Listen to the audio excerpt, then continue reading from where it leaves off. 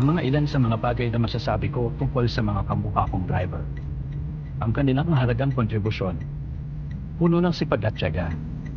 Napakalaki ng kanilang dedikasyon. Araw-araw, sinusuong nila ang siksikan na trapiko, init at ulan upang makapaghatid ng mga tao at kargamento sa kanilang destinasyon. Ang ugat ng ekonomiya. Sila ang nagpapagalaw sa ekonomiya. Kung walang mga driver, hindi makakapunta sa trabaho ang mga magdadawa, hindi makakarating sa tindahan ang mga produkto at hindi usad ang komersyo. Mga bayani sa araw-araw, para sa mga pasahero, sila ang unang tao na nagbibigay ng serbisyo upang makarating tayo kung saan natin gusto at kailangan. Ang kanilang katatagan at kasanayan. Mahusay na pag-navigate, bukod sa pagmamaneho, sila ay magagaling na navigator.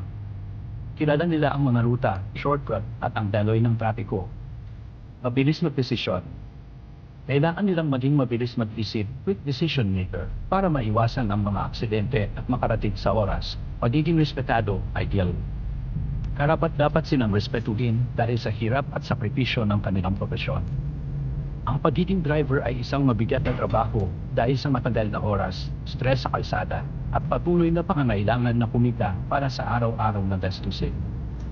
Sa kabuuan, ang mga kamukha kong driver ay mga individual na may lakas, dedikasyon, at napakahalagang papel na dinagampanan sa buhay ng bawat isa.